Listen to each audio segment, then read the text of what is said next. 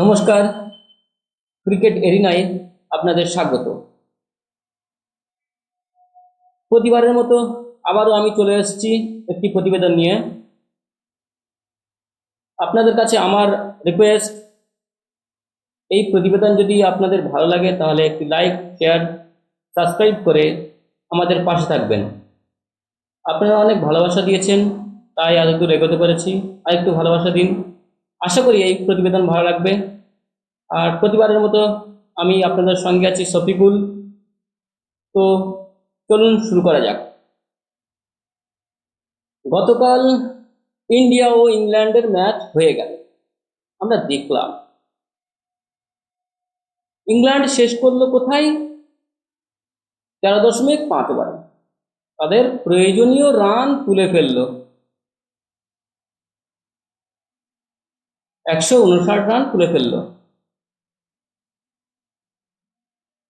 Harry Brook 79, আর রিপসার্ড রিপসার্ড করেছে 59, আর Jos Buttler 8 run করে out হয়েছিল আর্শদীপের বলে। তো ইন্ডিয়ার তো এই অবস্থা, 3-0 ব্যবধানে ইংল্যান্ড এগিয়ে গেল। তাহলে ভাবুন, বলা হচ্ছে, বিভিন্ন সূত্র থেকে জানতে পারছি যে এইটা ইংল্যান্ডের ঐতিহাসিক জয়। বহু বছর পর ইংল্যান্ড এইরকম জয় পেয়েছে। তাহলে ভাবুন, সেমিফাইনালের এইভাবে যে বদনাম দেবে আমরা বুঝতে পারিনি। সেমিফাইনাল ইন্ডিয়া জিতেছিল, আর খুব আনন্দ করেছিল। কিন্তু এইখানে এসে ইংল্যান্ড বদনাম নিয়ে নিচ্ছে। বলা হয় যে ঘরের মাঠে সবাই বাঘ, কিন্তু এইরকম হবে বুঝতে পারিনি। অন্তত আমার আশা ছিল যে ইন্ডিয়া ভালো ফল করবে। Indian board, team management, coach এবং ক্যাপ্টেন, অবশ্য শ্রেয়স আয়ার খুব ভালো ক্যাপ্টেন, খুব ভালো ব্যাট করে আমরা জানি, তার তো কোনো দোষ নেই। যে ক্যাপ্টেন হয়েছে এই পর্যন্ত এখনো জয়ের খাতা খুলতে পারিনি, আমরা জানি জয়ের খাতা খুলতে পারিনি, কিন্তু খুব ভালো ক্যাপ্টেন। স্পেশালি যদি আমার মতামত জানতে চান, তাহলে আমি কিন্তু শ্রেয়াস আয়ারকে সেই সব তালিকার মধ্যে ফেলবো না। আমার তো মোটামুটি ভালোই লাগে। যাই হোক, আপনাদের কিরকম লাগে আপনারা কমেন্টে জানাবেন। কিন্তু দুর্ভাগ্যবশত শ্রেয়াস আয়ার জিততে পারছেন না। আমাদের টিম ম্যানেজমেন্ট বোর্ড, আমাদের যেসব বড় বড় কর্তারা থাকেন, তাদের সিদ্ধান্ত, আর কি করা যাবে। তো শ্রেয়াস আয়ার কালকে 80 রান করলো। যাকগে, এবার একটু স্কোর কার্ডটা বলি, আপনাদের তাহলে পরিষ্কার হয়ে যাবে। ইন্ডিয়া 20 ওভারে 7 উইকেট হারিয়ে 158 রান তুলেছে। তার মধ্যে শ্রেয়স আয়ার করেছে 80, আর শিবম দুবে করেছে 22। মূলত এই দুটোই বড় রান। অভিষেক শর্মা 16, বৈভব সূর্যবংশী 15, ঈশান কিষান কত? ঈশান কিষান 4 রান করেছে। এই তো অবস্থা, বাকিদের কথা আর বললাম না।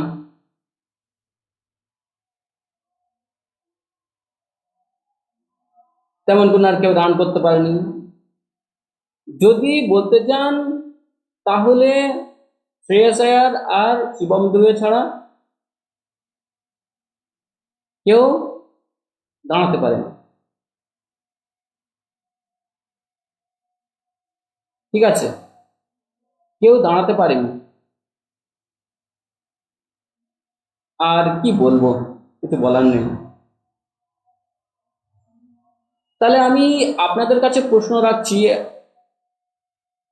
তাহলে সঞ্জু স্যামসনকে আবার কি ব্যাক করানো উচিত না উচিত না? এই ধরনের ব্যর্থতা কি ইঙ্গিত করে? একের পর এক বাঁহাতি ব্যাটসম্যানদের খেলেই যাওয়া, প্রথম 7টা ব্যাটসম্যানের মধ্যে ভাবুন, 7খানা ব্যাটসম্যানের মধ্যে 6টা বাঁহাতি। ফলে ইংল্যান্ডের বোলারদের বাড়তি চাপ নিতে হয়, তারা নিঃসন্দেহে বল করে গেছে। আগের ম্যাচের যে হিরো জাস্টাং, সে আবারও আপনার 28 রান দিয়ে 2 উইকেট পেয়েছে, সরি মাফ করবেন, 36 রান দিয়ে 2 উইকেট পেয়েছে, ঠিক আছে। আদিল রশিদ 1 উইকেট পেয়েছে, কিন্তু একটু রান খরচ করে ফেলেছে। যাই হোক, সেটা কোনো ফ্যাক্টর না, উইকেট নিতে পেরেছে, তার কাছে এটাই ভালো। সে তো আমাদের অক্ষর পটেলও রান দিয়েছে, প্রায় 50-এর কাছাকাছি রান দিয়েছে। কিন্তু এই যে ইংল্যান্ডের বোলাররা এত ভালো বল করলো কিভাবে? একটা জিনিস মাথায় রাখতে হবে, ইন্ডিয়ান ব্যাটসম্যানরা ইন্ডিয়ান ব্যাটসম্যানরা আউট হচ্ছে শর্ট বলে। গত ম্যাচের মতোই আজও, মানে এবারকার ম্যাচেতেও সেই একই ভুল, শর্ট বল। দেখবেন জোফরা আর্চার কিভাবে বল করছে, জোফরা আর্চার সবসময় স্টাম্পের কাছাকাছি বল রাখতে চেয়েছে, একদম স্টাম্প ঘেঁষে বল গেছে, আর বডি লাইনতে বল যাচ্ছে। তাহলে ভাবুন কি বলবেন, মানে বল খেলতেই হবে এমন একটা পরিস্থিতি। বৈভব সূর্যবংশী সেই বডি লেন্থে বল আউট হয়েছে, প্রত্যেকবারই একই ভুল করে।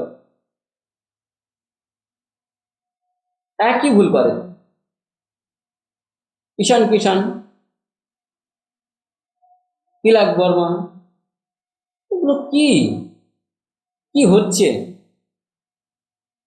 আমরা ভাবছিলাম যে ইন্ডিয়ান টিম ম্যানেজমেন্ট হয়তো চেঞ্জ করবে, কিছু চেঞ্জ করতে পারে। হ্যাঁ, এবার চেঞ্জ করেছে, কিছুটা চেঞ্জ করেছে, প্রসিদ্ধ কৃষ্ণাকে এনেছে, প্রিন্স যাদব আছে, আগের ম্যাচ থেকেই আছে,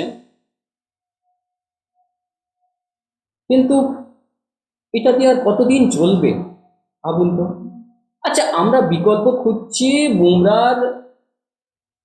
খুঁজছি হার্দিক পান্ডিয়ার, আর কার বিকল্প খুঁজবো? তো বিকল্প খুঁজতে হলে আহ সবাইকে সুযোগ দিতে হবে। কিন্তু আমরা দেখলাম এই পর্যন্ত যারা ডেবিউ করলো আমাদের বিখ্যাত গৌতম গম্ভীরের নেতৃত্বে, মানে কোচের সুবাদে, তো আজ পর্যন্ত সফল হলো কে? অভিষেক শর্মা ছাড়া কেউ সফল হয়নি। আয়রাম গায়রাম, এই একটা পরিস্থিতি। তাহলে কি করা যায়? কিছু করার নেই। ইংল্যান্ডের যে ব্যাটসম্যান আউট হয়েছে জস বাটলার 8 রান করে, একমাত্র যে উইকেটটা পড়েছিল সেটি হচ্ছে নিয়েছে, সেই উইকেটটা নিয়েছে কে? আমাদের আর্শদীপ সিং। সে কিন্তু 41 রান দিয়েছে, পুরো 4 ওভার শেষ করতে পারেনি, এটা মাথায় রাখতে হবে, 4 ওভার শেষ করতে পারেনি, 3 ওভার 1 বল সম্ভবত 41 রান দিয়েছে। প্রসিদ্ধ কৃষ্ণা 4 ওভারে 26 রান দিয়েছে, 3 ওভার করে, সবাই প্রায় 3 ওভার করেই করেছে। হ্যাঁ, শিবম দুবেকে তোমরা কিভাবে খেলাচ্ছ? না বল করতে পারছে, না ব্যাট করতে পারছে, একবার বল করেছে 15 রান দিয়েছে। তাহলে ভাবুন, শিবম দুবেকে আমরা কেন খেলাবো? তাহলে কি কারণে খেলাবো? আরো বিকল্প আমরা খুঁজতে পারি না? একদিন যেমন আছে সূর্যবংশ শেঠকে, তাকে তো আমরা চান্স দিতে পারি অলরাউন্ডার হিসেবে। না, দেব না। ঠিক আছে, অক্ষর পটেল একটা বিকল্প অলরাউন্ডার।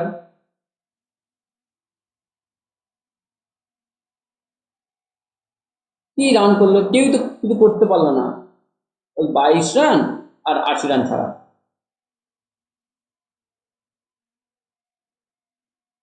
তাহলে কি বলা উচিত আপনারাই বলুন। আর ইংল্যান্ডের এই যে জয়, আহ, আমাদের Harry Brook player of the match হয়েছে। দেখুন, ইংল্যান্ডের একটা ধারাবাহিকতা আছে, প্রত্যেক ম্যাচে কেউ না কেউ খেলে দিচ্ছে। একটা ম্যাচে জেকব বেথেল খেললো, একটা ম্যাচে স্টিভ শর্ট খেললো, একটা ম্যাচে হ্যারি ব্রুক খেললো। এই ম্যাচে অবশ্য দুজনই ভালো খেলেছে। একমাত্র উইকেট পড়েছিল জস বাটলার কিন্তু আগের ম্যাচে 36 রান করে দিয়েছিল, আউট হয়েছে, সেটা কিন্তু ওদের কোনো মাথা ব্যথা নেই।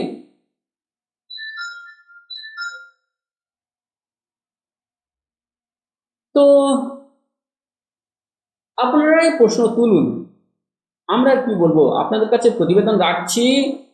ইন্ডিয়ার এই হাল, ঘরের মাঠে তো বহুত দাপট দেখায়, খুব দাপট দেখায়। ও এত জিতলাম, এত জিতলাম, কিন্তু আমাদের মাথায় রাখতে হবে আমরা এই ঘরের মাঠেই কিন্তু নিউজিল্যান্ডের বিরুদ্ধে হেরে গেছে, 3-0 হেরে গিয়েছিলাম। ওই যে বলে না, নিজেদের ফাঁদেই পড়ে, সেরকম হয়েছিল। টানা 5 ম্যাচ হার আমরা দেখলাম। একটা ম্যাচ বৃষ্টির কারণে পরিত্যক্ত হয়েছে, হয়তো ওটাও হেরে যেতাম, ওটাও হেরে যেতাম। ভাগ্য ভালো, বৃষ্টি আমাদের বাঁচিয়ে দিয়েছিল। ওই রানটাও হয়তো চেজ হয়ে যেত, কিন্তু না, বাঁচিয়ে দিয়েছিল। কিন্তু এবারেও বাঁচাতে পারলো না। তাহলে ইন্ডিয়ার সমস্যা কোথায় হলো? শ্রেয়াস আয়ার টস জিতে ব্যাট নিলেন, আগের বারে ফিল্ডিং নিয়েছিলেন, এবার ব্যাট নিলেন। টস ভাগ্য কিন্তু হচ্ছে, টস জিতছে, কিন্তু কাজে লাগাতে পারছে না। সেই শর্ট বলেই সব আউট হচ্ছে। আরে বাবা, নিজেদের মতো করে পিচ বানালে হবে? বিদেশের মতো একটু পিচ বানাও, তাহলে বিদেশে গিয়ে লড়তে পারবে, না হলে তো পারবে না। আর ব্যাটসম্যানরা যদি না খেলতে পারে তাদের দোষ দেবে টিম ম্যানেজমেন্ট। তবে অবশ্য আমরাও দিই, দর্শকরা যারা আছে, আমাদের তো একটা আশা থাকে না? আপনারা বলুন, সবার তো একটা আশা থাকে যে টিম ইন্ডিয়া বিদেশে গিয়ে ভালো করবে, কিন্তু না।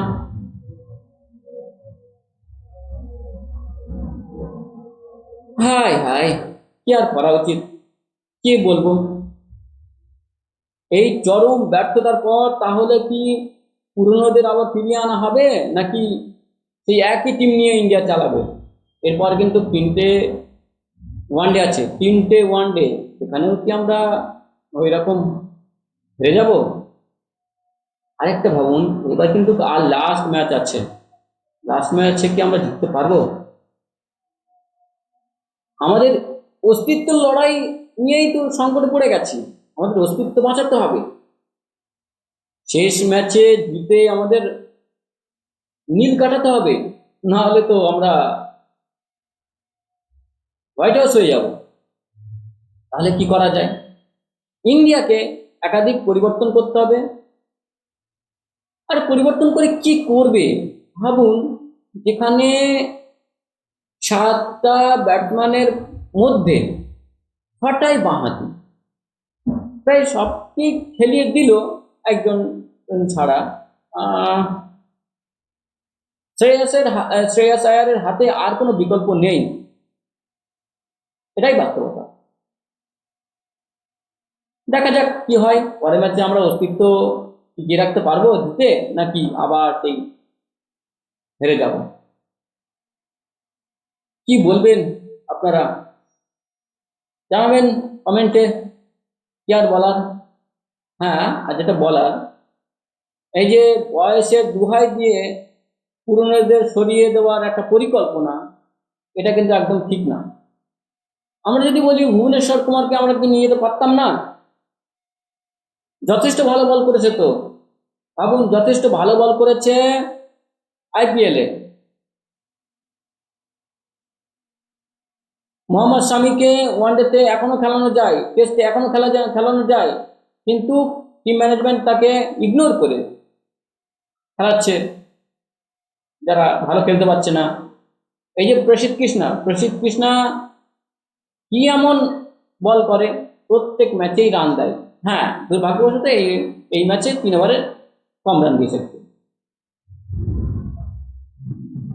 কিন্তু ওইদিকে দেখুন, ওইদিকের বোলারগুলো খুব ভালো বল করছে। ইংল্যান্ডের বোলারগুলো যেমন জোফরা আর্চার 2 উইকেট, আপনার জস্টান 2 wicket, Adil Rashid 1 wicket, Will Jacks 1 wicket. Will Jacks কিন্তু খুব ভালো। ভাবুন, উইল জ্যাক্স এইরকম একটা অলরাউন্ডার আমাদের আছে। হার্দিক পান্ডিয়া আছে, তারও তো বিকল্প খুঁজছো আপনারা। হুম। তোমরা যদি এইসব যদি বিকল্পই খুঁজতে থাকো, তাহলে পুরনোরা কি করবে?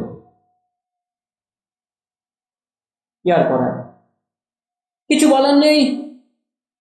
কিছু সমালোচনা করতে হয় ইন্ডিয়ান, নাহলে ভালো লাগে না। এই হারগুলো দেখতে আর ভালো লাগে না। আমি তো কাল ম্যাচটা দেখছিলাম, খুব খারাপ লাগছিল। ভাবুন যে এইরকম পর পর আমরা 3 বার হারলাম, একটা ম্যাচ পরিত্যক্ত হয়েছে বৃষ্টির কারণে, সে কথা ছেড়ে দিলাম। আর একটাই ম্যাচ আছে, আশা করি ইন্ডিয়া এটা জিতে মুখ রক্ষা করবে নিজের। তাহলে আপনারাই বলুন, এই ম্যাচের হেডিং কি হওয়া উচিত? আবার জস্টাং আর জোফরা আর্চারের তাণ্ডবে উড়িয়ে গেল ইন্ডিয়া, তাহলে কি হওয়া উচিত? নাকি হ্যারি ব্রুকের বিধ্বংসী ব্যাটিংয়ে ইন্ডিয়া ডুবে গেল, উড়ে গেল? জানি না আপনারা কি বলবেন। আপনারা আপনাদের মতামত কমেন্ট জানাবেন, বেশি বেশি করে কমেন্ট করবেন, আপনাদের বন্ধুদের কাছে শেয়ার করবেন।